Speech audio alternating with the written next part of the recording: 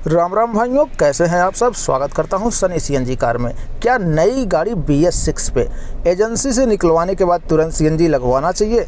कैसा लगवाने के बाद रिस्पांस रहता है, किस तरीके से गाड़ी चलती है, क्या कुछ प्रॉब्लम्स आती है, क्या कुछ प्लस पॉइंट होते हैं, वो सब इस वीडियो में कवर करेंगे। तो जब मैंने इस वैगनआर को एजेंसी से निकाला था तो हमने 100 किलोमीटर ड्राइव करने के बाद इसे रेट्रोफिटर के पास ले जाके इस पे सीएनजी आफ्टर मार्केट लगवा दी थी। और हमने जो किट लगवाया था फ्रेंड, वो है मीजो की किट।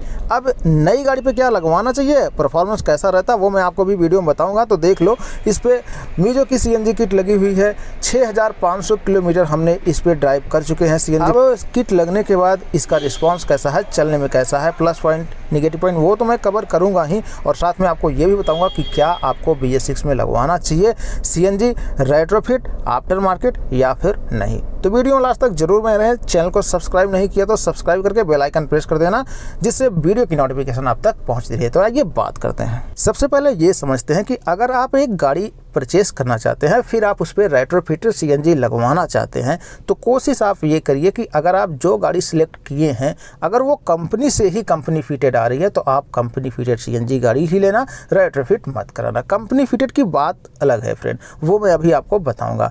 अब बात ये जाती है कि मैंने फिर क्यों नहीं ली।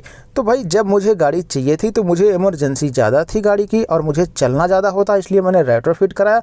और मुझे उस टाइम सीएनजी पे बहुत वेटिंग जा रहा था, 8 से 10 महीने की वेटिंग थी और उतना मैं वेट नहीं कर सकता था क्योंकि मुझे गाड़ी की ज़रूरत थी। तो बात यही है कि अगर आप गाड़ी लेना चाहते हैं और वो गाड़ी कंपनी में सीएनजी में अवेलेबल है तो आप कंपनी फिटेड गाड़ी ही लें, ना कि आप बाहर से सीएनजी फिटमेंट कराएं। अब बात आ जाती है कि जिन गाड़ियों में सीएनजी कंपनी की तरफ से नहीं आती, तो क्या हमें ऐसी गाड़ियां लेके सीएनजी रेट्रोफिट BS6 में कराना चाहिए या नहीं।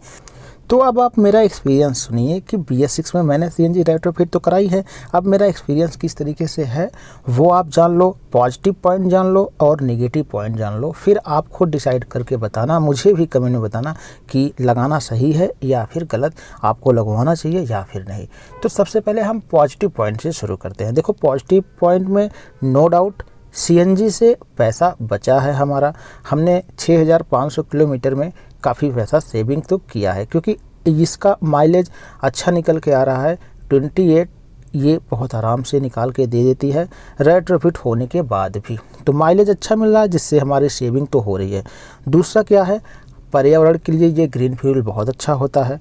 तो ये कुछ हमें इसके पॉजिटिव पॉइंट लगे, जिनमें कि मोस्टली आपका पैसा बचेगा, क्योंकि इसी के लिए लोग लगवाते हैं कि पैसा सेविंग हो पाए, और वो एक्चुअली में होता भी है।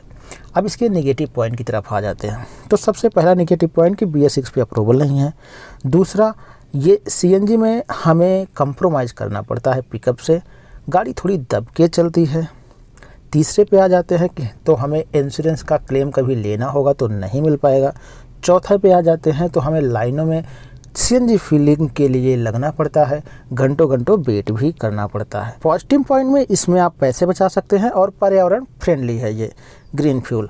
और नेगेटिव पॉइंट में हमने आपको 4 नेगेटिव पॉइंट बताए, जिनमें कि अप्रूवल नहीं है, इंश्योरेंस क्लेम नहीं हो सकता, गाड़ी का पिकअप वैसा नहीं मिलेगा, कंप्रोमाइज़ वहाँ करना पड़ेगा, और चौथा आपको लाइनों में फिलिंग के लिए काफ़ी देर तक लगना पड़ सकता है। तो ये सारे कुछ इसके नेगेटिव पॉइंट हैं। और सीएनजी भी अभी प्रेजेंट टाइम में महंगी हो चुकी है।